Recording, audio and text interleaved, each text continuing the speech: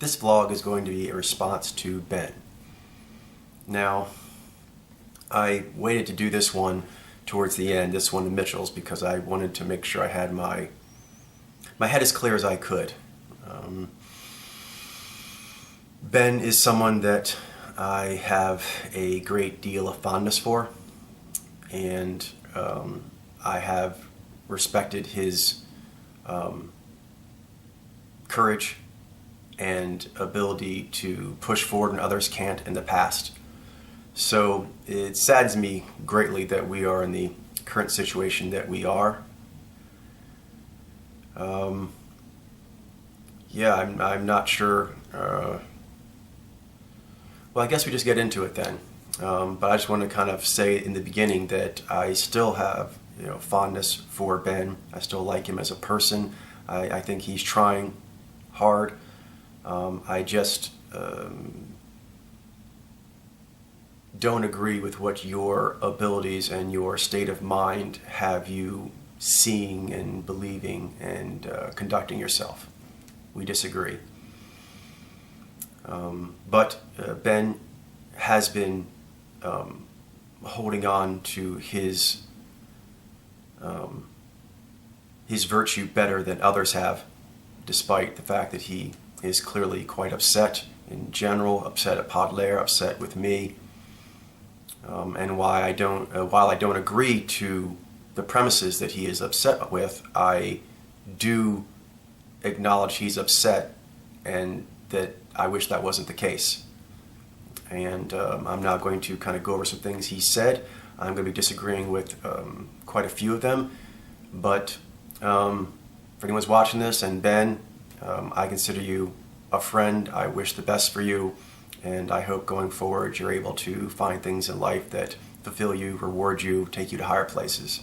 He says, even within the A-grade samples, a very small percentage of the database that you're basically cherry picking, I can think of several possible mojos for each sample that I look at.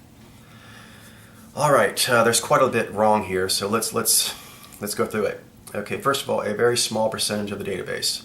Okay, when you look at people who train to track, what is considered doable by a person with little training, who does not have their skills built up strong, is actually a small percentage of overall trails. If you took the sweep of really easy, really hard, and then between sort of normal, easier, normal, harder, pretty much normal, easy, normal, hard, and hard are all too hard for a person who's not used to tracking. In fact, even within easy, they have to start with, let's start with horses, let's start with wolves, let's start with, you have to kind of start with one sort of animal and then build from there. So you are incorrect that is a small percentage of the database for how these kinds of things are taught. You're simply wrong on that. If you look at trails and you have a tracker, divide those trails into A, B, C, and D difficulty, few will be A's. As in, these are trails of all the trails that a tracker can actually track. Training a new tracker, a tracker who has limited abilities, who is struggling at the start, there is not going to be a large percentage of all the trails. I think actually A grades is something like 20% or something. I don't know. I think someone said like 80, so I'm guessing there's like 20%.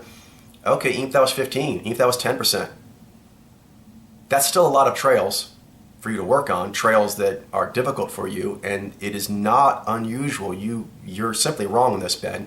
It's not unusual for trails to be divided into difficulty levels, and for the first one, you really have to pick certain ones that new people can do. There's nothing odd about that.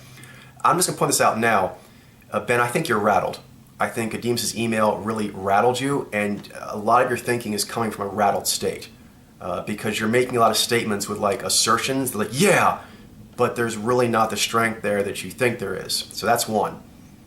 Because there's a very easy, analogy or a correlation between this kind of work and, like, say, trail tracking out in the woods. And your statement would apply directly to how they teach it. And you're saying the way they teach it is wrong. that because they start with a smaller percentage of the easiest trails, that somehow invalidates the process and you're just wrong. Next, you said, I can think of several other possible mojos for each sample that I look at. Well, then your mojo reading ability has gone in the gutter. Are you aware that even Gabe and Andy Lee now are actually able to see like the 4 body types of the 4 quadrants? So this just means that your reading ability is extremely impaired right now. That's what this is. You have very impaired reading ability. Next, this word. All of you are doing this. It's almost like some sort of college snowflake thing. You get like certain buzzwords and you just throw them out there and it sounds good to you and you feel strong saying them, but there's nothing to it. Cherry picking. Ben, separate Podlair, separate Mojo, separate your feelings from me. Take this or leave it. This is just, friend to friend. You're not using that word right. If you can actually attach it to a calm state of equilibrium, that's not correct. Now, there's lots of things you can say are wrong with what I'm doing. Perhaps I'm crazy. Perhaps I've been too hard on people. Perhaps I'll stick with the data here. So perhaps I'm crazy. Perhaps I've not organized it correctly. Perhaps I've done some things right, but other things I'm not competent enough to do, blah, blah, blah. So there's plenty of things you could try and stick on. But this is the one you used, and we talked on the Hangout, you used that word twice. So that's 3 times in rapid succession. So this is a power word for you. This means something to you. This is like a yes. I think you heard that word from someone else. I think you heard it from a Demas or somebody else, and that's like, yes, coach is cherry picking. That's right, that's a crime. I can now cross him off, cross it off, whatever, because a crime, a mental crime has been committed. Has it? All right, so what you're calling cherry picking, there are 2 elements to cherry picking as you are using it that they're fundamentally supposed to be there and they aren't there with me. There are other things you try to attack me on, but that's not one. The fact that you keep harping on that shows that you're addled.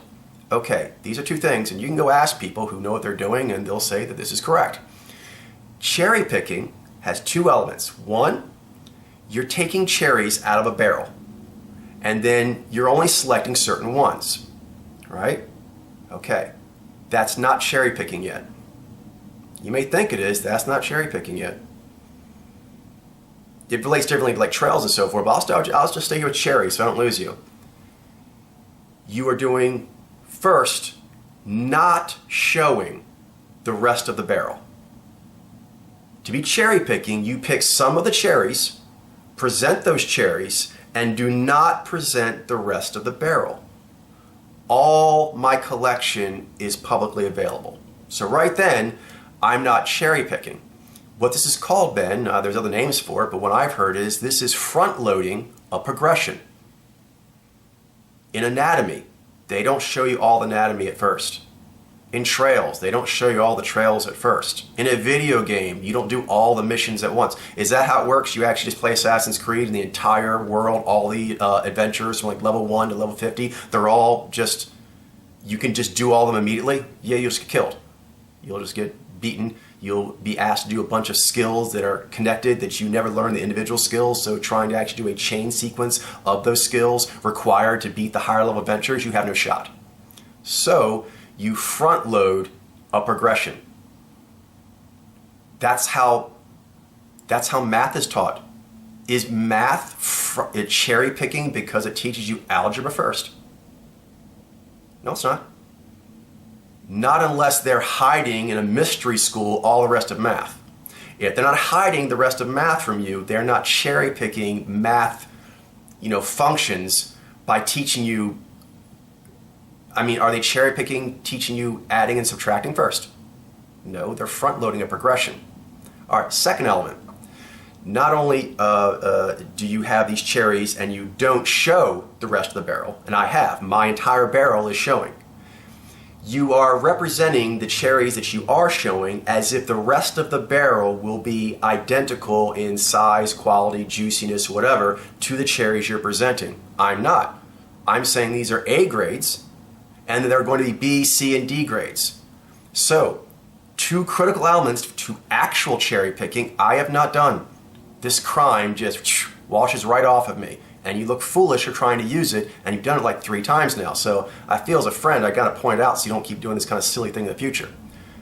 Again, I'm not saying there aren't other things you could attack me for, but this one and your focus on it really shows you're just grasping. You're grasping because you're flailing, because you're addled. So I have said that these samples I'm showing you are the cleanest, best samples. These cherries I'm showing you are the easiest, juiciest samples to bite into. The other samples will be more difficult. They will be a bit more sour, a bit more tart. You may have to pick out stems a bit more to get to the cherry. I have said this.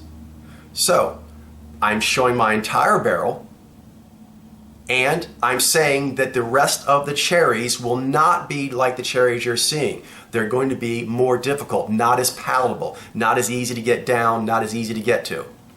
So just right out, you should be aware that you keep clinging to this. Let it go. You're probably going to flail a little bit. Let it go, because cherry picking doesn't stick. So by all means, think of other things to criticize me with, and that makes you feel better, go ahead. I don't mind. But I do mind someone I consider a friend and an intelligent person using such a bad argument. If you're going to attack me, use better arguments. That is literally not what cherry picking means. Seriously. I don't see how you don't see this. Because you don't see the first cherries now that you are addled. You want this whole thing to go away, and you want to say, he's cherry picking, so you can just dismiss the barrel. No, you can say you don't see the cherries. The cherries don't have the value to you they have to me. You could say, I don't even think those are cherries. I think those are grapes. You know what? I don't even know if those are cherries or grapes. That's just a bunch of random fruit. Is that even fruit? Seriously, there's a lot of things you could try and stab on, but cherry picking is not it. It's just a nice sounding pseudo-intellectual word that makes you feel like you caught somebody on some kind of crime when you didn't. Ben says, if I hadn't already been indoctrinated into your way of looking at people for years, it would have been even more obvious that Mojo reading is just a placebo for your way of looking at humans. No, you're just messed up right now. The idea that subjective mojos, right? A-grade samples. Are you telling me they do not in general have elongated lines to the point that most artists who don't know anything about Mojo, anything about what we're talking about, wouldn't say that the A-grade samples of subjectives have elongated lines and those who actually are objective have fuller lines? Elongated, fuller. Those are just aesthetic descriptions that anyone can use. And those aesthetic descriptions do apply to the A-grade samples minimum of subjective and objective. So right there, you're wrong. Now you can say, maybe that means nothing. Maybe that adds up to nothing. Again, there's arguments you could try to use that would have more weight and would cause me to go, let me look into that. But this right here just says that you're being weak right now. Because the idea that it's a placebo that Kristen Stewart has elongated lines? Now you can say those elongated lines don't mean Zhai, don't mean subjective, don't mean anything. But you're saying it's a placebo that I've convinced you of. I've mind jobbed you into noticing that Daniel Day-Lewis has elongated lines. What? And Ving Rhames? Am I mind jobbing you? So you're saying you've now cleared my mind control off you, and now you can see that Ving Rhames does not have a fuller face and build than other humans on average. If you think that, then you are very cloudy. Again, maybe it means nothing. Maybe the fact that Ving Rhames has a fuller face and a fuller build means nothing. But by what you're stating here, it's just a placebo. No. You might even say it's like a shell game where I show you something that makes sense and then we get a little gray and I try to fool you. That's not what's happening, but at least that would be a more reasonable argument. The idea that it is a placebo, that certain people's cheeks move less than others, yes they do. Yes they do. So what that means is one thing, but to attack the idea, see, when you say this, you're actually attacking the idea that some humans have elongated lines versus having fuller lines, and that they can be organized in that way. At minimum, that can be done by any fashion photographer when they actually try to get models. Give me one with longer lines. Give me one with fuller lines. Okay, so that's what I'm noting, minimum. And so at minimum, that's not a placebo. It would be misleading maybe if those things don't add up to anything in the end. If it doesn't add up to mojo, doesn't add up to, you being able to see that in other samples in B, C, and D, fine, but you're using the word wrong and you look foolish. Placebo means there's nothing there and you've been convinced there's something there just because of your head. That's what placebo effect means. It is not a placebo effect to say that Kristen Stewart has elongated lines. If you think that, you need to get your eyes checked because she does have elongated lines. What does that mean? Sure, we can argue about that. If you're going to argue with me about it's a placebo effect that elongated people are elongated, then I can't take that seriously, Ben. And it just says to me that a person who clearly has the intelligence you have is not operating using that intelligence. You are under influences that have shaken your abilities. Again here. Importantly, none of that percent accuracy came from reading mojo. Not true. Whatever that means. It came from predicting what you would pick using basic facts about the person. Again, there's lots of things you can attack, but that's a very stupid attack. So you're telling me that you needed to know that Kristen Stewart was an actor? That she grew up in such and such family? That she dated so-and-so? To see she has elongated lines? You have to acknowledge that much, that you are using your eyeballs to see she's elongated. Maybe you didn't. Maybe you actually had to read who she was to see that Kristen Stewart has elongated lines. He says, you have resorted to using vague, confusing terminology like spider hands and ziny hands. Wow. Okay, so, all right, how to break this down. Okay, first of all, let's take ziny hands. Ziny hands is not vague. You're using these words wrong. Vague, confusing. There's nothing vague about it when I say those are ziny hands and then I give you a collection of ziny hands. You have to understand this. Literally, there's nothing confusing or vague about that. Describing it might be with words, but actually me saying that collection of hands equals ziny. There's nothing vague about that. Perhaps difficult to describe. Difficult to describe and vague are not the same thing. I mean, there are tracks that animals make, unusual animals, for example, that would give even a person with a very high level vocabulary a difficult time to describe in words exactly what that looks like. But you can still say, those tracks equal such and such bird. That's not vague at all. In fact, literally, ziny can't be vague because ziny is a new word. So the only question is, what description did it have? If I gave a contradictory verbal explanation, you'd say, oh, that's weird, like that could mean anything. But no, I'm pointing to specific hands and saying that equals ziny. All right, next.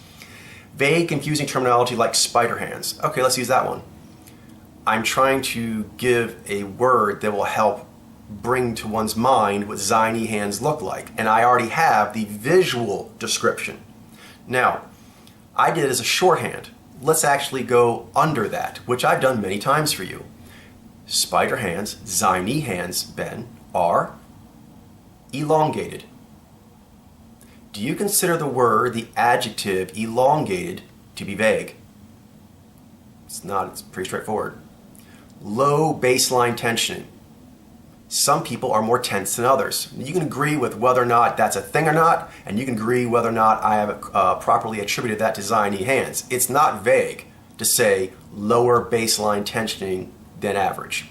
More elongated than average human, lesser baseline tensioning than average. Right there, that takes you to tower hands. I have not described that at all vaguely. Elongated, low tension. Those words are used in engineering. So, I mean, those aren't vague at all. Third, to distinguish them from Xi alpha to Xi alpha, they're more spindly.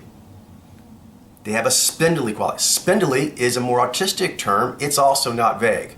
So, ziny hands tend to be elongated, low tensioned, and spindly. Those three words aren't vague at all, and I just described ziny hands to you. So, Again, there's lots of crimes you can try to go after me for. If that's what you're going to go your case on, I feel very confident you have nothing except fear. And you're trying to give your fear a form and put it on me. Nope. You keep your fear to yourself, and you keep how it has limited your abilities to yourself. He says, neither of those terms clearly define the characteristics of the hands. Yes, they do. Because so this again, you don't notice this, Ben. How many times have I trained you over the years on Xi Ni hands? And how many times have I said they are elongated, they are low tension, they are spindly, or crystalline? Many times. So, you went out of your way to not mention any other adjective that I have used that builds up to what spidery or Xi Ni means. Know that. That was cheap. That was a cheap attempt to make your point stronger than it is by saying, I just call them Xi Ni hands or just call them spider hands and you're supposed to get it. Like I never gave you more concrete words. Why didn't you say that? Why did you straw man me? That's a straw man. You're saying that's all I gave you to work with, when clearly I didn't. There's tons of videos of us talking about stuff, and I've routinely said tower hands, all four of them, elongated, low tension, and the spider or Xi Ni hands had this extra spindly or crystalline quality. You didn't mention that at all. You think that was fair canvassing. You think that was a truly fair... You're telling people who don't know anything about us, and you're going to say that I try to teach you what Xi Ni hands were, and I just gave vagueness. I didn't give you a visual library of what they look like, which is how you actually... Have you actually heard the descriptions that people give for birds and dogs and all kinds of shit? Does it end up looking like what you think? Oftentimes not. Language is hard to describe such complex things. So usually you go, that's a retriever. You can do things like it has 4 legs, it has fur, blah, blah, of a certain length. But after that, it gets a bit more vague in how you tell apart, a Labrador retriever from a Chesapeake Bay retriever. You know what I mean? Particularly if they have similar coats in it all, it gets more tricky. But they are different.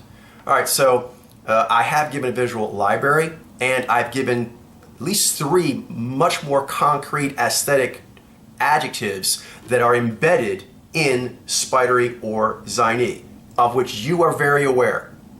And you chose not to mention that at all, and then claim vagueness on the words you did mention. Because claiming vagueness on elongated would be very hard, wouldn't it? Claiming vagueness on low tension, that'd be very hard, wouldn't it? Yet I have used those terms repeatedly in relation to this topic, and yet you left that out. That seems to me to be a omission coming from a weakness you feel in your point. You really want to make points, you really want to dismiss, you really want to be able to step away and feel like, I did the right thing, I was conscientious. This was not conscientious, Ben. Not saying I don't have tons of flaws. Maybe there's tons of flaws in the theory you can go point out, but I'm not going to be listening to anyone saying that I was vague and describe it in this way when that is actually not how I taught you. It's not. I taught you mainly through, look at that hand. So you're telling me now you don't think Ademus has Xi Ni hands. Bill Nye doesn't have Xi Ni hands. Bill Nye and Ademus don't both have elongated, low-tension digits that have this spindly quality. Okay, that's your opinion. I disagree with your opinion, and that's fine that we can do that. But this you're just wrong on, because you're not representing the situation correctly, on purpose. I don't know how conscious you were of that purpose, but this is consciously omitting things I've used to try to highlight what those things look like in order so you can go, kill strike. No, that was just you stumbling. By the way, I really don't want to be harsh here, Ben. I'm just trying to say what I see. I believe you're not in a good state right now. You've been a friend to me over the years. I still feel very fond of you. This is very painful, but I don't know what else to do except just say what I see. You've said what you believe you see, so I'm saying what I believe I see, and we can just go our separate ways. I appreciate you being stronger in other ways. I appreciate you still helping me out to understand the Sambasar program. So I think you're a good person, which is why I find, and a smart person, which is why these mistakes you're making, it's amazing to me that you're making them like this, and it sounds like a good argument. But then again, you listen to Ademus's email where he said things like, no one can know what mojo looks like. Oh, by the way, I know that these friends of mine have these mojos. And you said, I believe, to Mitchell, I read Ademus's email and I could see nothing wrong with it. even if Ademus had any merit in there, which he didn't, not much at all, I could tell, the idea that there was nothing wrong with it when it was riddled with clear logical inconsistencies, and not just, oh, he used bad logic. He used bad logic specifically in how he's actually saying what I'm doing, and then he's doing the same thing. He's actually trying to have his cake and eat it too. You didn't notice a basic logic con for power? That's what that was. That was a logical con for power, to have his cake and eat it too, to actually work two different sides of an argument depending on what he wanted to win with. And he didn't even do it in two different emails. He did that in the same email, not that far apart. And you said, I don't see any problem with that. Okay, Ben, your logic is way stronger than this. Now, maybe you wanted to hear that. Maybe it was a relief for you to hear that. But that relief allowed you to say that this clear logical inconsistency that is clearly related to the topic we're talking about and clearly comes from a butthurt person, that's not a problem. Okay, well, I that is the mind or the state of a mind that is trying to critique me now. So I'm going to take it in that context. I don't have another choice. He says, this is on Facebook, good thing, it's quite possible I'm a Zenai, Zini, Nijai, Nizai, Vaiji, Nizi. All right, so, wow, Ben, this is disappointing. So you now no longer can see the mojo at all. You no longer know you're an IG. Wow, I can't even put into words how tragic that is. I feel so bad for you. I'm not angry, I just feel really, really bad for you. And then you did this in response to a comment of Naiji have no balls. So you're making fun of the concept that there are qualia categories, and then you're going to pick one of those categories and mock it. Isn't that one of the things ex-typology people didn't like about typology? That they'd make fun of certain ones? So you're regardless of you being an IG or not, which is sad because you are, and now you're stepping away from your own self, but you're now going to stoop to going on with mockery. You're hanging out, you're chumming, that was a high five. That was a high five to Darius. Is that the company you want to be in? Just so you're not associated with me. It's fine, man. Distance yourself from me all you want. I understand. I distanced myself from my family because I figured they wouldn't want my reputation on them. So I don't hold that against you. But don't lower yourself like that in order to get your distance. I mean, it's almost like a person you're like trying to get closure. You're trying to get some kind of closure and just like doing anything to get it so you can just get some kind of closure, move on, and try to regain your equilibrium that has been disrupted by being in association with such greatness and then having that greatness attacked by lesser people, lesser minds. And now that is wigged you out and you're just going along with it. You're stronger than that, Ben. Again, I don't mind the criticism. Criticism is fine. But when you use arguments that make no sense, it just makes you look foolish.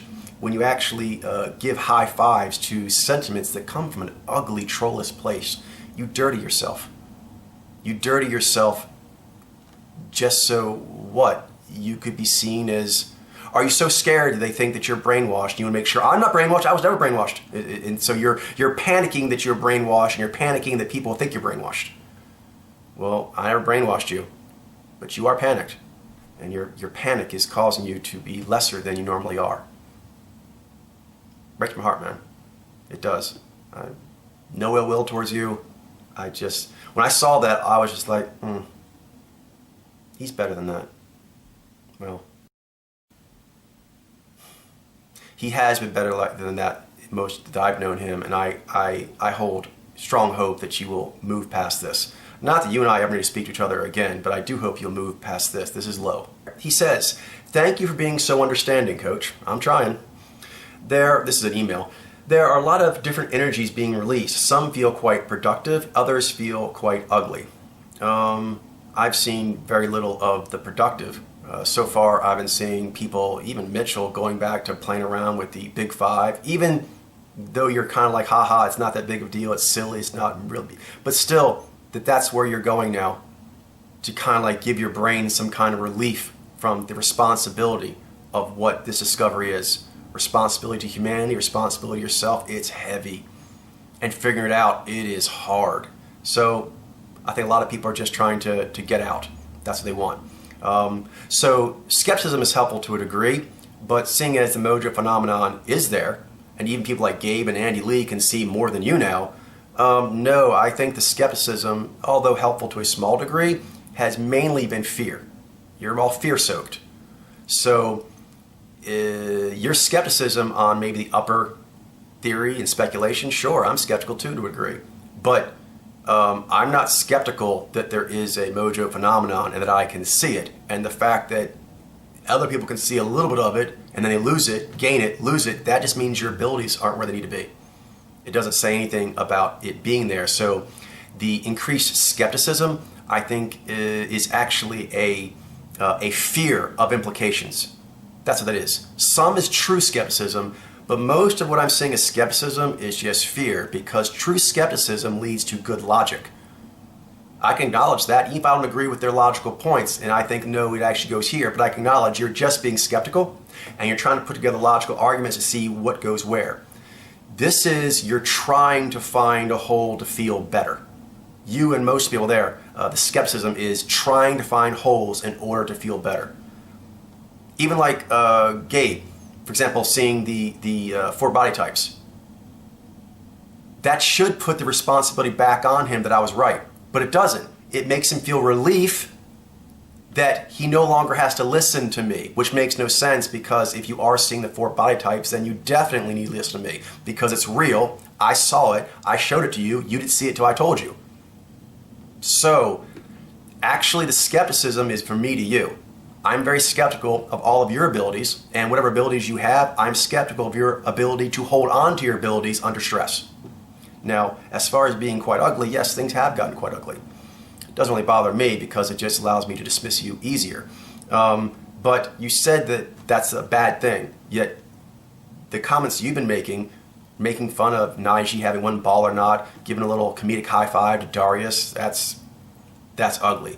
So it's interesting you can point out that there is ugliness there, but you don't see how much of it has gotten on your own boots. He said, I made a statement to the new Facebook group that I wasn't coerced or manipulated and don't blame you for anything, and point out that Mitchell didn't have such experiences either. Mitchell was there too. This is one of the things that really made me, still grateful that the time that I spent with you. You are stronger than most of the others, because I know they're pressuring you. Just like, what was his name? I think it was Malcolm, where he said, it's of little value. And he also said, I know you don't want this, meaning the group wasn't looking to actually hear a fair, logical criticism that would both criticize me, criticize other viewpoints by people that are ex-Podlair. No, they just wanted to hear attack Coach, attack Podlair, so we can put it down and walk away. You did not succumb to this, and I know that you and Mitchell are probably getting a lot of pressure, if not directly, verbally or through text. You can feel it. They want you, having been closest to me compared to other people, to actually give them dirt. They would love that, and you'd get a lot of quick, easy credit if you did that. Thankfully, you've not sold your soul to that degree, and for that you can be proud of. And that strength you need to hold on to and grow. Doesn't mean you have to agree with me at all, but there's a lot of things you're doing here that are just weak thinking and a lessening of your conduct. You need to find this strength and increase this strength. I think you'll see this on your own in time, but it is what it is. You say, I'm just happy I added some diversity of opinion to the group because Mitchell pointed out that the group was created to avoid groupthink, yet there is this atmosphere of convergence to Demas' opinions prior to beginning to talk. Yeah, this whole thing is groupthink. You're all under a sway of groupthink. I'm glad Mitchell was able to point that out. I hope you're able to see more of these things on your own, like the fact that you're not using the word cherry picking right, like the fact that elongated is not a vague term, like the fact that this is total groupthink, like the fact that Ademus's email was full of logical inconsistencies that were directly related to the topic we're talking about and came from a butthurt person who was making a power play trying to actually get their cake and eat it too. Hopefully you'll be able to see these things in the future without having a walkthrough guide point them out for you. You can actually do your own adventure for yourself. You say, I know you aren't perfect. I'm not. And I definitely don't agree with you on the ethics of all the decisions that you've made in the past. Well, that's your right. But my ethics have to be understood in the context of the mojo phenomenon being a fact, a given. It is. And therefore, there's a whole lot of implications that come with it, so my conduct has to be understood in that regard. If you're going to try to measure my ethics while you say you could be any mojo, I'd like to be able to get some ethical feedback from you because, I like you, but I can't. I'll have to keep going with my spirits or Jarlene, other people that actually understand the reality we find ourselves in. I'm not going to have my ethics judged by people that don't understand the reality we're in, because my ethics are based on the actual reality of the situation, or at least what I believe it to be. But I definitely believe it to be so. So, yeah, I could definitely be better. But I'll need more competent people than you are right now to actually say, hey, coach, I know the phenomenon's here and it goes like this, but why does it have to be like this? And why do you have to do it like that? Fine, but you're going to have to acknowledge that the mojo phenomenon is there. If you can't do that, then I really can't listen to you in any serious degree. Your opinion is just too uneducated on the technicalities or the moralities. It's inconsequential. How long you've known me, how much experience you've had being around me is inconsequential to judging my character when my character and its conduct is coming from what I'm seeing and you're not seeing. So your view of my ethics, personally, that's like way down here. I'm more interested in your view on my sanity and whether or not you think this is right or wrong. And I would listen to that. But when you say things like, oh, it's a placebo effect that Christian Stewart has elongated lines, I can't take that seriously. So I don't take your views on whether or not I'm insane seriously, so I don't take your views on my ethics seriously. I did when you could see better, but not now. And not in the future, because I can see that was wrong for me to ever establish that kind of connection. For that, I apologize. I know you have a lot of regrets. I do as well. He says, I feel like a lot of what I was feeling last night was sparked by all the craziness of the moral upheaval. Yeah, that really threw you for a loop. As far as the theory evidence criticism is concerned, my opinions haven't changed much. I think I'm seeing the cues, patterns, to the extent that there appears to be something to it.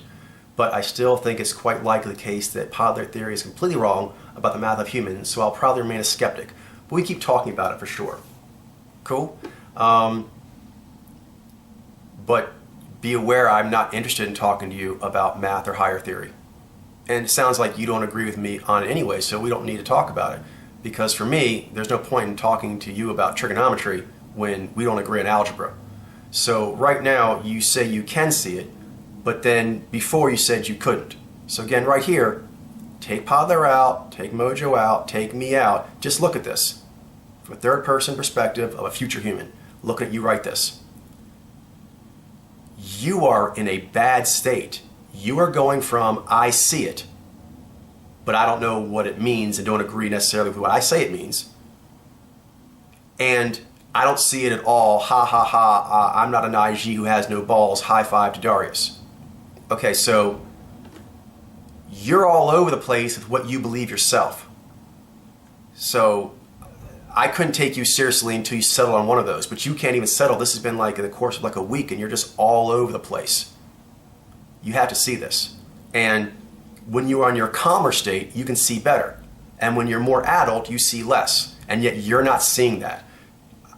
Are you seeing how much you're vacillating? Are you seeing how big of a problem that is to take you seriously and the fact that you need to get yourself together before someone should? All right.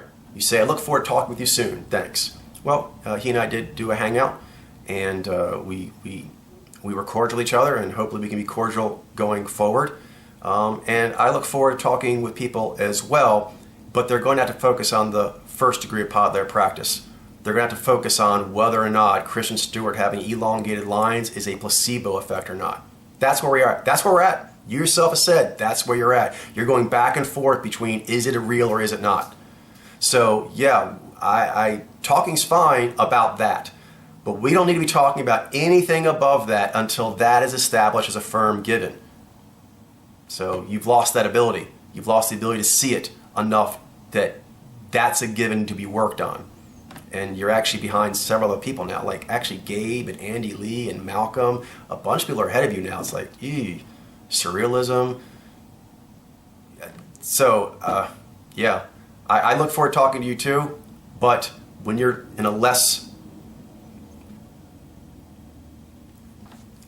out of sorts state, and when we are going to be talking about tracking. Because talking about theory based on tracks that we're tracking, you're not up for. I don't think anyone's up for it. I think they're going to need to have their head pop many, many times. Your head, apparently, you still need to have lots and lots of quasi-deaths to where you no longer get so scared, get so out of sorts, get so thrown by moral upheaval, whatever that means, that you actually unsee things that you've seen. That's where you're at. What this means for the forest and environmentalism, blah, blah, blah, no, we need to, those are tracks to animals that actually exist, and those animals can be categorized in some way. You may spend the rest of your life struggling with that. That's fine. And as long as you're there, we'll be there. And maybe I'm wrong with the other ones, but you'll never be able to help me figure out if degrees 2, 3, 4, and 5 are wrong when you're actually waffling this much on the first degree. It just makes no sense. So, is algebra a thing? Work on that, and then we'll talk about trigonometry maybe in the years to come, but it's not looking like it. It's looking like the first degree and little, quarter, half, 3/4 of first degree. Is it real? Is it not real? Is it a finite number or is it not a finite number? Is it 16 or is it not 16? Does it relate in any way to what's under the hood or not? Okay, so that, not like what is under the hood at all. Does it at all relate to under the hood at all? Okay, so that's like first degree tiptoeing barely into second degree. And that is where I'm going to be focusing my conversation with humans going forward, because that's what they can handle. If that conversation interests you, then I'd be more than welcome to have it with you. I feel that'll be more productive for everyone.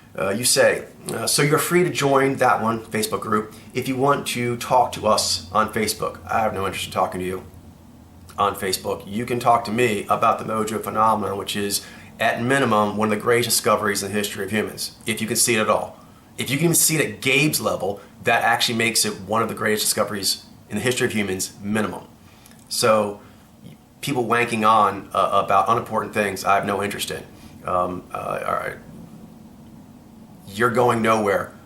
You've gotten where you've gotten because I showed it to you, and now you're backsliding. I have no interest in a backsliding party with you. He says, it'll be very different from before, though. Yeah, I know, less competent. Much more skeptical.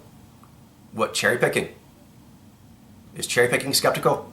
Is placebo effect on a non-placebo effect skeptical? Is it's skeptical to read a clear logical fallacy, many of them, but at least one huge one by Demas in that email and not notice it? Was that skeptical? No, it wasn't. That was blind. You're fear-soaked and blinded by it. Is it skeptical for people to actually say, I think it was Gabe, that pod layer theory lines up perfectly with the math of MBTI, when that is literally, mathematically, not what perfectly lined up means? No one noticed that? No one jumped on that? Is this a skepticism that I should be looking forward to? No thanks. Yeah, people that actually say that, aha, I got you, and there's no other explanation for me having gotten you, and it is case closed patently. The fact that he said that, the fact that no one else actually jumped all over him for that, okay, those are basic things in life that I know from people who did elite in those fields. Legitimate, already understood, bona fide in the world fields, and there's just constant violations of how pros do stuff by people who should know better because of their newfound skepticism. No, their newfound fear-soaked, addled brains. Probably not as friendly. I could care less. Your friendliness means nothing to me. If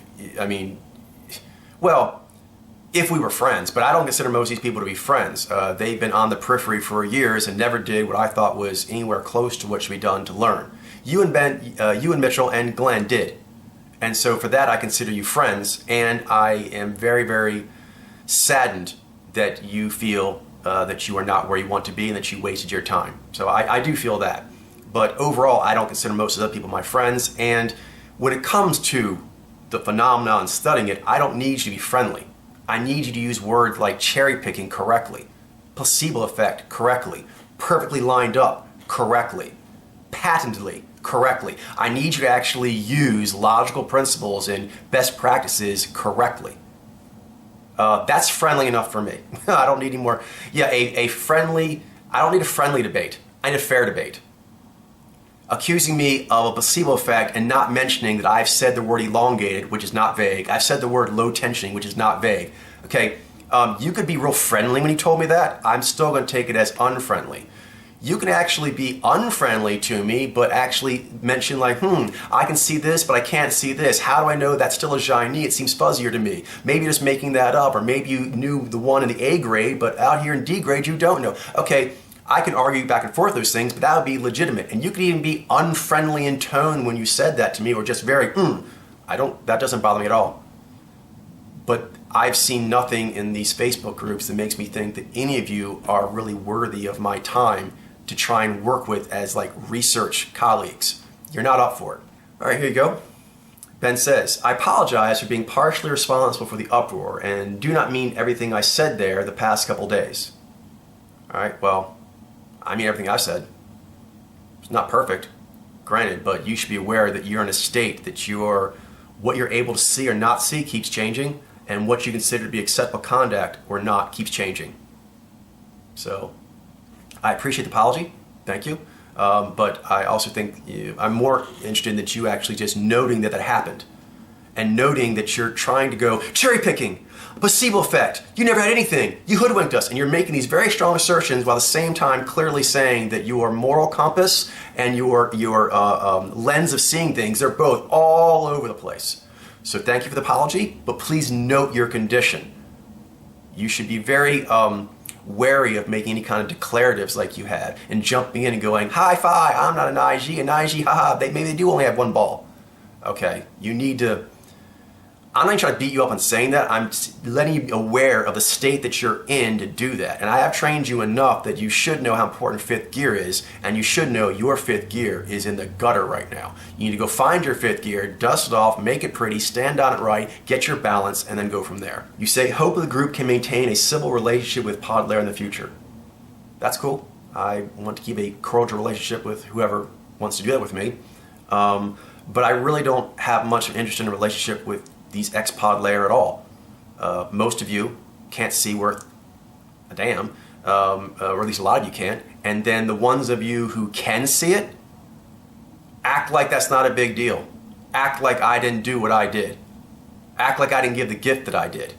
Act like, yes, you never knew what was going on until I told you, and I told you that because I visually saw it, and you know it because you can visually see it, and now you're going to try to get into a fight with me with words. No, I have zero interest in that. And if you want to actually talk about tracking, great. But from what I've seen, immediately, all of you have always balked at how important the tracking is to this.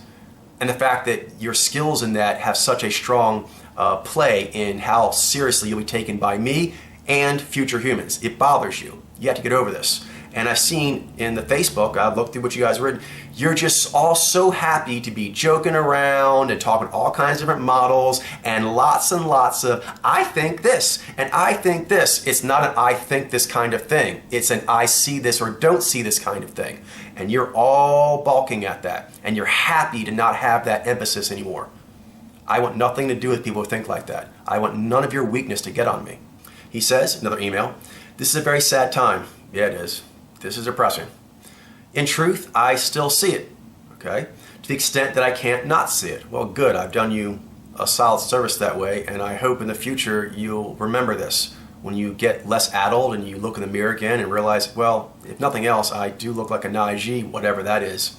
And that, just that, is a gift beyond compare.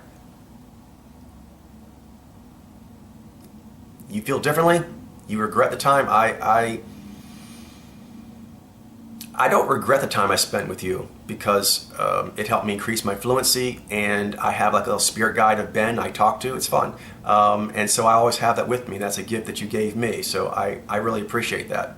But I am disappointed in where you're at now. I thought you'd be further, and I thought you'd be able to hold what ground you had gained better. He says, I see the cues everywhere I go, in myself. Okay.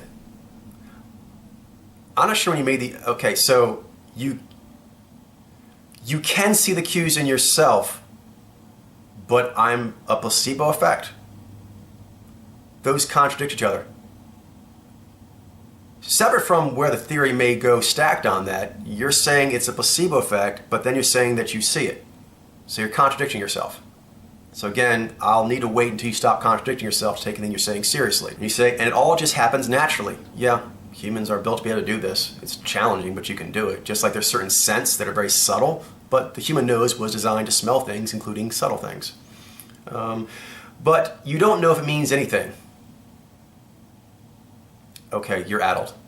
You're addled. All right, if you can see it at all like you say you are, in yourself, and you're seeing it everywhere you go, to some degree, how is your brain, Occam's razor, saying you don't know if that means anything? Of course it means something. How could it not? How could a phenomenon that is visual like this, that you can see in so many places, even if you see it limited, but you're saying you see it in a limited fashion, lots of places, how is that not a thing that is important, that there's something to it? So you're conflating speculations made on that might not be anything to its meaning nothing, that you can actually see physiological cues, even if it's just aesthetic categorizations, but that actually go across all ethnicities, all age groups, all generations that we have media for, and that might not mean anything. That's ridiculous, Ben. I mean, you have to understand, those two things to me, that's like when Gabe says, oh yeah, the 4 body types probably are there, and it's like a little thing in the human condition, you can see it visually, and going like, Okay, you just said that we live in a science fiction world that sounds made up except it's real, and I showed it to you. Minimum, it means something big. What it is? Right? I think I know more what it is, and I have ideas about that, but you're stuck on, well, you're going back and forth between I see it and I don't see it, and then when you see it, you're like, I'm going back and forth between it means something or not. I can't take that seriously. So you're actually saying if you go out in the woods and you see some kind of clue, like you see that some animals have curved claws versus others. Now, what does that mean for what they dig and what they eat and what they climb and how they, they locomote and so forth, right? That could be more speculative, takes more research, yada, yada, yada. You're actually going to say that you didn't know that certain animals have distinct claws until someone pointed them out to you and said, these claws, those furs, those legs, and you can't see all of it, but you're like, I can see the claw thing. Okay, just that one thing. So you can see the claw thing in all these different animals. So you're between, I can see claw differences and I can't. Maybe it's not there at all. Or I can see these claw differences you pointed out. Maybe not all the other stuff or what it means, but I can see that. But I'm not sure that means anything. How do you understand anything about evolutionary biology and not know that it is impossible pretty much to actually have that many of animals or whatever having that many repeating patterns that you can visualize and not know that if scientists poke on that, they're going to find something about it? When in science has there been all these kinds of patterns that you see repeating in some way where there isn't something significant there? Like you point out someone's eye color. At the minimum, eye color maybe doesn't change how strong your vision is, maybe it doesn't change your blood type, maybe it doesn't change your personality. It does mean your DNA is different. It means something significant. So the idea that anything like this could be pointed out in a repeating fashion that you can see everywhere you go, you say, to some limited extent, and then not be able to make the leap that this is really important means you don't want to make that leap. That leap is uncomfortable for you. You're afraid of where that leap's going to take you. You're afraid if you'll be able to make that leap and get lost in where this is going. Maybe you'll study it and you only learn a little bit more, and the rest of our lives will never actually get that closure we all seek. So you want to bail. This is you wanting to bail, Ben. Because the fact that you're seeing it and not seeing it should be a red alert to you, that you need to get your fifth gear more squared away. And the idea that you could state, guess like Gabe, what you're saying, at the minimum, you're seeing it everywhere to a limited degree, but I don't know what it means. That's fine. But that I don't know if it means anything, that's ridiculous. That is absolutely ridiculous. There's no scientist or explorer anywhere that would actually be seeing that many repeating patterns. Even if they said, I don't know if that's something that can be figured out more, and I don't know if I actually want to get engaged with it myself and spend my life force doing that, and I don't know if the person who is currently training it is doing it as best as possible, and if they're the best person they should be, blah, blah, blah. But the idea to state, I can see this thing all over to some degree, and I don't know if it means anything, that's broken thinking. Think on that until you realize that makes no sense. And you can go to the angle of, there's nothing here. Okay, fine, but you have to that is massive dissonance. You're going to have to process through that dissonance and get somewhere better than you are now. This here, I just feel like I've been doing the wrong thing all this time. I don't know who I am anymore or what my life means. Now, if you can see it to the extent that you say you can hear any more lucid moments, then your life is pursuing that important discovery and seeing where it goes. I just feel like I've been doing the wrong thing all this time.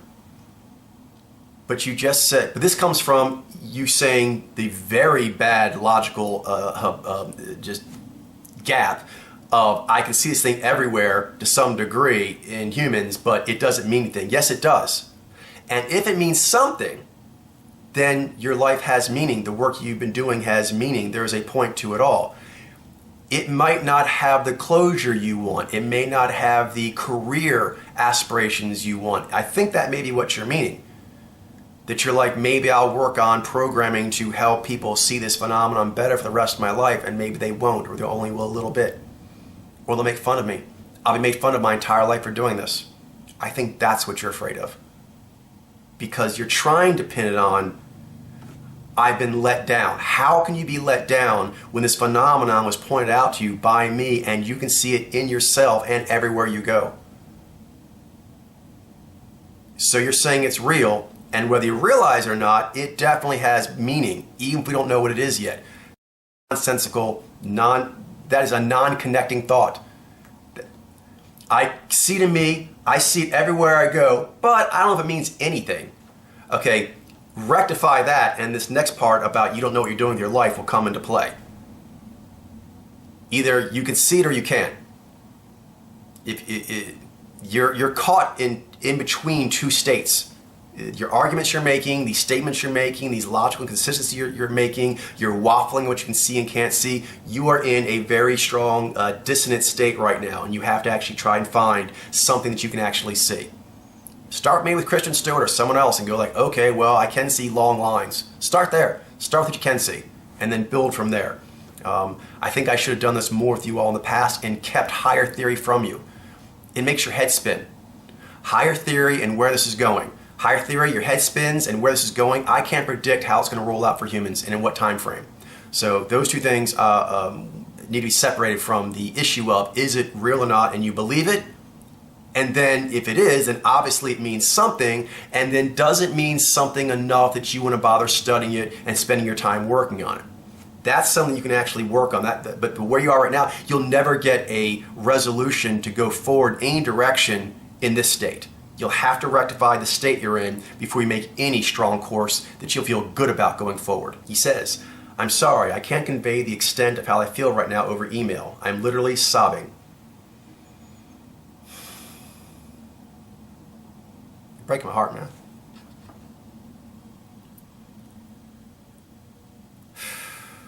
I never wanted to in any way put you in such a state. This kind of stuff right now, I have to stay away from people. I can't. I like you. I'm very fond of you. I consider you a friend, and this is awful. This is awful.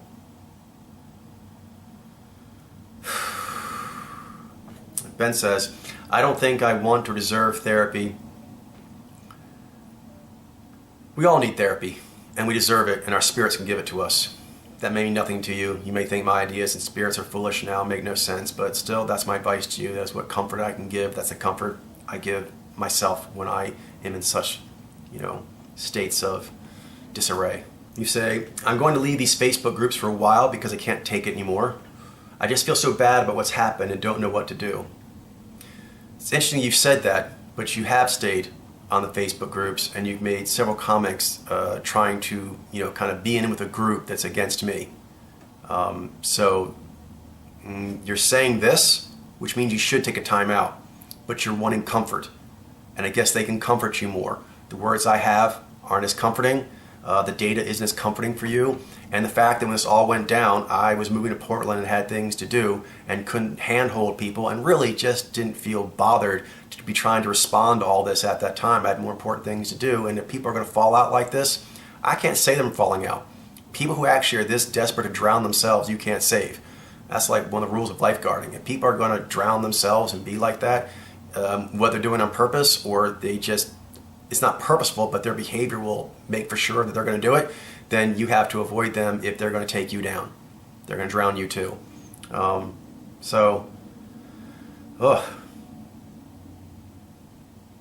Note how you're feeling and how it keeps changing and how much you can't control it and how much you want comfort and for this all to stop. Embrace the pain. I heard a saying recently, ironically it was in a comedy, I think, Club de Cuervo. It's a good comedy, you should check it out. But it's a foreign comedy, it has subtitles, but it's really good. I think you might like it. But one of the quotes, he do quotes at the beginning of each episode, like famous quotes. And this was actually in the episode. But anyway, it is that superstition is basically when greatness is coming your way, when trial and challenge is coming your way, of which you can push forward to greatness or you can be smashed down through failure. You want an out. And the superstition, or in this case, all your fear-soaked thinkings that you and other people are doing, it gives you an out. It gives you a release from that pain of the responsibility for your fate. But true heroes, they want that responsibility. They want that pain.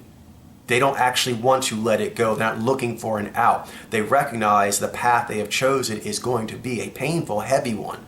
And so when they feel that pain and burden, they are not upset. They are actually emboldened by it, and they realize this is where I want to go. This is the kind of life I want to lead. Otherwise, dreams of greatness are ridiculous if the weather that greatness always brings with it wigs people out. You have to accept the weather of greatness, the weight, the pressure, the stress, the pain. You have to accept this. This will be your life. There will be no end to this, Ben. If you pursue this phenomenon for whatever you can even see now, you're not going to be given respite. You're not going to be given succor by other humans. You're not going to be given, I can let it go. Just, Ben, I know because that's what I want. I tried to use you that way. I wasn't trying to use you, but I was hoping that you could help me with that. Others that I trained well could help me not have to carry so much of this myself. It made me make bad decisions. How desperate I was to actually shed some of this weight of responsibility onto other people's shoulders. I have to stop doing that now. I have to carry the weight I have to carry. And it'll be easy for me to understand what that weight is and how to carry it if I go more on my own. And then I will talk to humans, including yourself if you're interested, in a way that will allow me to gain some benefit, give some benefit for you, and avoid areas that are just going to be problematic to the limited capabilities of modern humans and my own limitations. I am a mega genius, but I have lots of issues and limitations, and the responsibility I'm carrying, it weirds me out a lot. I go between ignoring it and just walking with the burden on me, trying to pretend like it's not there, and other times I go with fear, and other times I go with anger, and I do what I gotta do to get by, and maybe that's just not fair to expect other people to be around. And so however much of my own wigging out, I've always kept faith with what I'm doing, but I've had huge bouts of ups and downs. I try to keep it off camera, I try to keep it away from you guys, but it is what it is, and I see the purifications freak people out. The grading of the media really seem to freak people out. I mean, that's weird. That was a very professional move for me to make, and that just weirded people out. It's like they had such a tenuous grasp on their own confidence that they needed mine, and when I actually said anything about how there's gradations, they just freaked. There's nothing in life you take math, and math is cold and clean and hard in a lot of ways. Still, if you're getting technical with it, no mathematician who actually really looks at this truly clearly would say that they have the same degree in confidence of Algebra 2 to Algebra 1. or calculus to algebra, or things that are beyond that to calculus. Even math, which is supposed to be so clean and stackable. Do you know why? There's more operations. In order to actually do like division and multiplication, there's actually addition and subtraction embedded in that. So there's always, Occam's razor, the potential that there is some error not seen, something off or some mistake one could make going from one stage to the next. So there is going to be less confidence in all the math that gets stacked higher and higher because of how high you're stacking, which means there could be more, like programming, right? Programming is very, very mathematical, but the more programming you do, the more advanced functions you do, the more things you're combining, are you exactly as confident that there'll be no bugs in the program as when you were working with simpler modules early on? No. I'm just being forthcoming and saying this, and a lot of this was to help other people because they were getting on me about, you always say you're totally confident, and some samples are harder than others. And so I was responding to that. I was being a good trail tracker guy and trying to break down the trails. And I got attacked for it, for no good reason. He says, when I was on the core team, I didn't know what I was doing with my life. You were pursuing a very important scientific discovery, and who knows where it's going to go. And I felt like what I was doing wasn't right given my circumstances. That may be very well true. This may not be the right work for you. It may be, a lot of it's just too big for you. It's outside of your abilities. And other parts that might be within your abilities, perhaps for you, seeing that there's some sort of matrix to humans you can visually observe, nice, but if I don't know how it's going to do this, this, and this, I can't see spending my life doing that. I can't see risking my career reputation doing that. That's fine. That's for every human to make their decision on. I don't fault you at all for that. If pod layer is moving too slow, if what you can see is so little, if you have doubts on that kind of thing, then yeah, you should not pursue it. But then you say, I just feel like I'm throwing away what I bet so much of my life on. It's not a bet. Well, yeah, I was betting that people would see it. So I was wrong on that. And so I guess you were going off of what I was doing there, and I take responsibility for that. I apologize. But this gets back to me being a mega genius, and people saying I shouldn't say that. But I am seeing what I'm seeing, and since other people can see it so little, then there is this huge gap in ability level. So I have to say that. You say, especially since I know I'm seeing the cues and see them everywhere I go. You may just not be a real scientific seeker. Doesn't mean you have to be. I mean, there's other things people can do in their life to have a fulfilled life.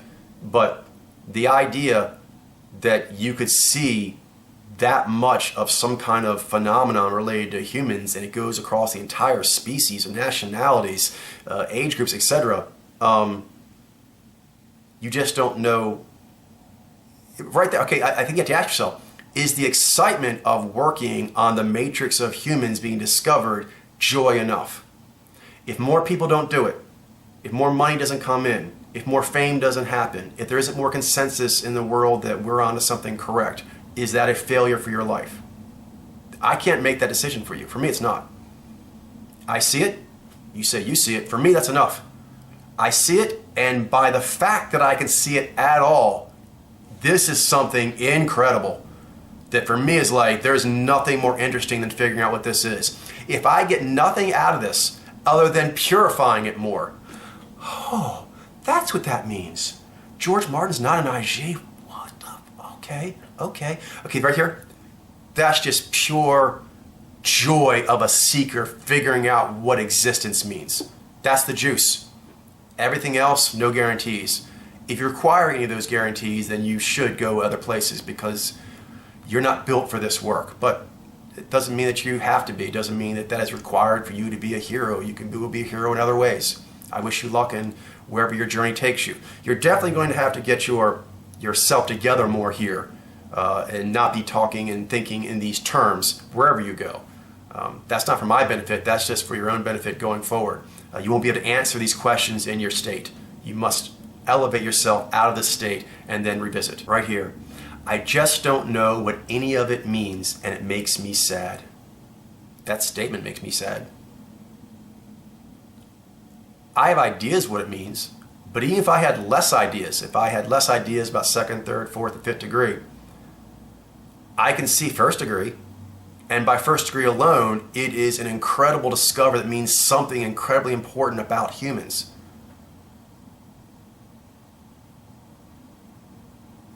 Don't know what any of it means.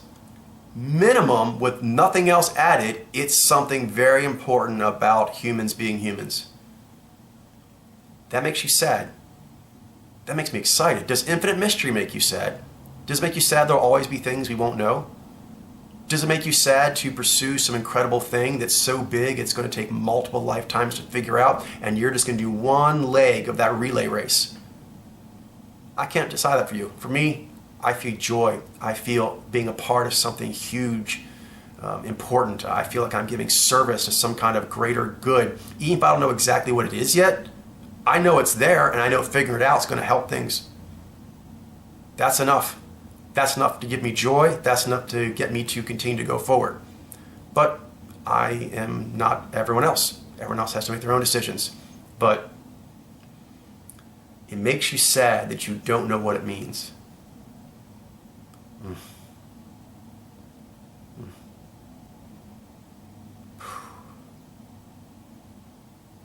Yeah, I'm sad too, man. I'm sad for you, brother. Yeah, I have no words. He says, I don't want to make any commitments at this point, but I think I'll be following this case the rest of my life because I still think you're onto something. I am. Even if the model and theory may or may not be wrong. You know, but again,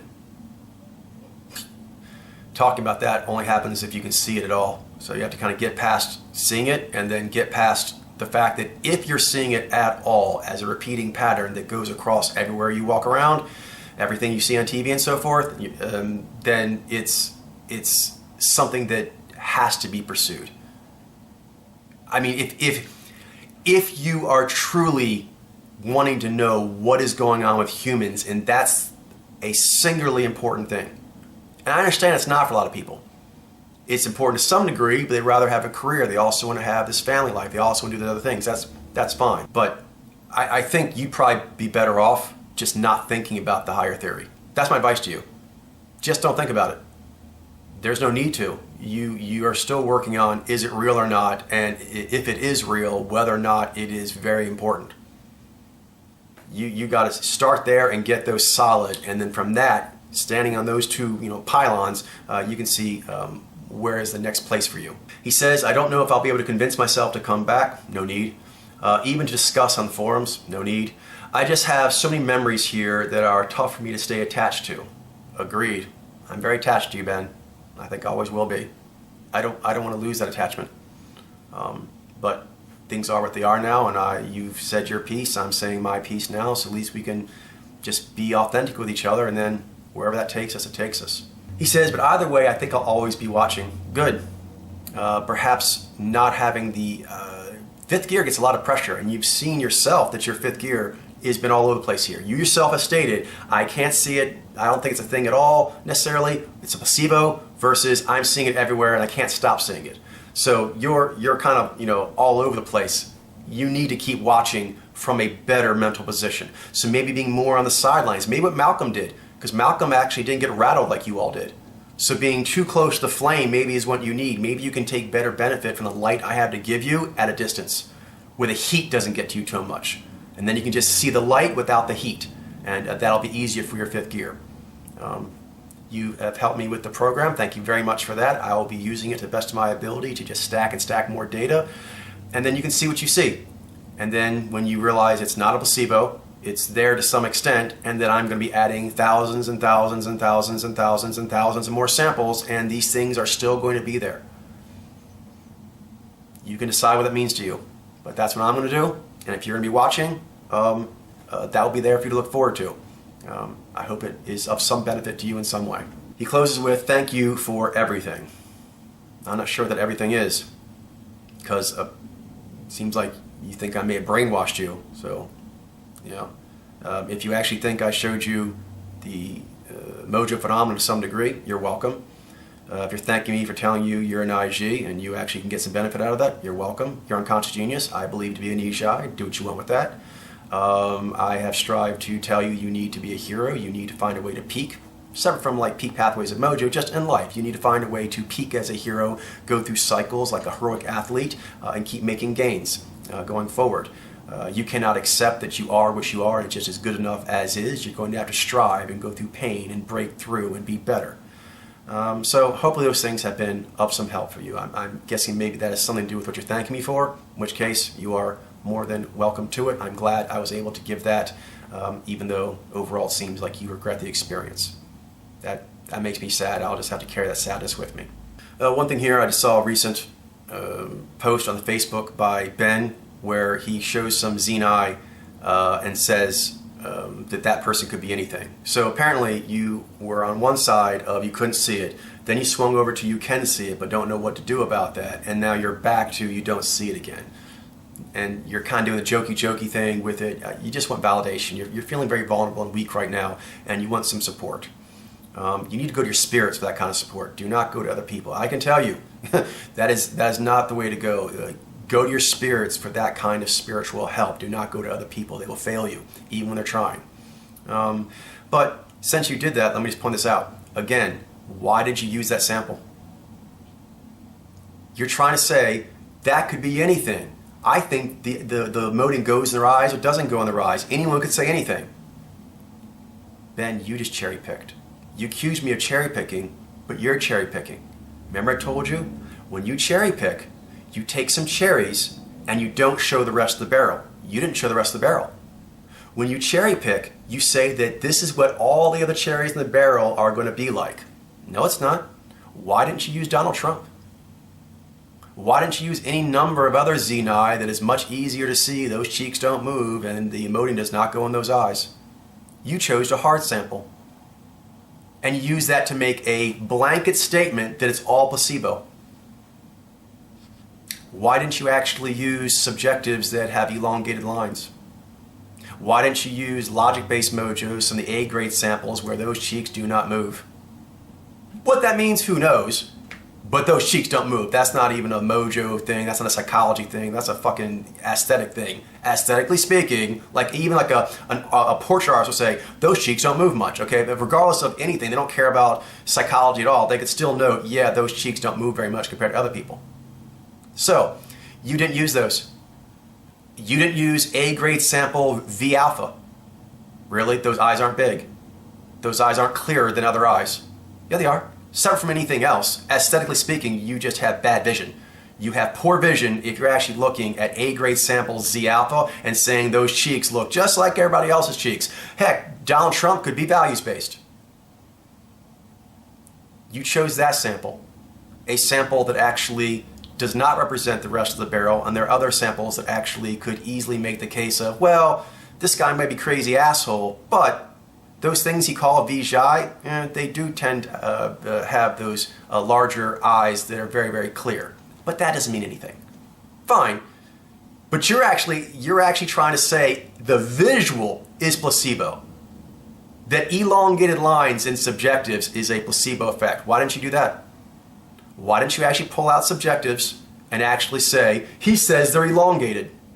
You chose a harder grade sample and a more subtle cue. Why didn't you use more easy to read samples with easier to read cues? You know you did that. You know you picked something that would get the results you want. And you know that there would be no pushback from other people because the mob is in favor of this. You cherry picked. You accused me of cherry picking when I was doing a front-loaded progression. And then you cherry picked and didn't know you cherry picked. Why didn't you pick one of the other ones? That would have been a stronger argument. If you could go in and pick, and you picked one, why don't you go in and out of, say, I don't know how many there is, let's just say that there's like 500 or 200, I don't know what the number is even, but take the total number of subjective samples in the A grades and find me over half of them. 25% of them even, but really for your argument, you need to find at least half of them that actually you can make a case to an artist that they do not have elongated lines, and you cannot make that case. So you didn't make it on purpose. How consciously aware you are of that, I don't know, but you purposely strawmanned me. and cherry picked. You cherry picked yourself and then strawmanned that I'm cherry picking and strawmanned that that's a placebo, because that's not an argument I would make. You have to attack the argument I would make. My argument is go look at the A grade samples and look at subjective objective and see if you can see elongation or more full figured. Full faced. You didn't do this. You purposely went out and tried to find a sample that, for under my own codification, I'm saying is it going to be a harder track to do. So you found a harder difficulty. You found a harder difficulty trail, and then in general you picked a more subtle cue, and then you only use one sample. Why don't you use an easier to see cue? Why don't you actually use more samples? Why didn't you go with A grade? Because you just wanted to make your point. You didn't want to be right, you just want to make your point. And let me tell you the kind of company you're keeping here. You are doing this with Gabe. Ben, really think on this hard. Gabe, in another post on that same Facebook group, said he can see that there are 4 body types and he thinks there's something to it. So, Gabe has stated that he believes there's part of it that is not a placebo pill. When he says that, that means it's not placebo. So, when you're talking with Gabe about this, did you not canvass enough to realize that Gabe holds the opinion that there is some aspect that's not placebo? And then he's joking around with you, and you guys are laughing together about ha-ha placebo effect, when he just said it's not placebo effect. Did you not know he did that? Do you not care? I wonder if Gabe even notes this. Does he note that the jokes he's making about that Xeni could be anything, and there are 4 body types that most likely mean something probably related to the psychological profile of the 4 Greek humors? Okay, so he's a jackass. He is a self-contradicting jackass, and that's the person you're high-fiving. Did it make you feel good that he goes, yeah, Ben, oh, good one, oh, yeah, when he just over there actually said something that on logical premise is completely contradictory? Did you not know? Do you not care? Is that fun for you to actually have a person who contradicts themselves agreeing with you? A person who contradicts themselves and actually does it. You didn't even know, did you even, no one says, everyone must be skeptical of me. I'm highly skeptical of people who say, this part is probably not a placebo pill. Ha ha ha, you're right, this is all placebo pill. And you're like, yeah, we agree. No, you don't. Does this not weigh on you at all? No, I'm done here. I don't want to actually go down all these rabbit holes, and I'm going on here. I'm just so disappointed. Saddened, disappointed. I mean, I don't know what to do. Really, I've run out of things to say. I guess, maybe I'm just still attached to you, and this is just, saying goodbye. And I don't know how to say goodbye. I don't want to say goodbye, but I guess we're saying goodbye. Do what you can, Ben. I'll do the same. I'll try to be better. You try to be better. Maybe we'll meet each other down the road as better people. I guess that's all we really hope for. Yeah. Take care. I wish well for you.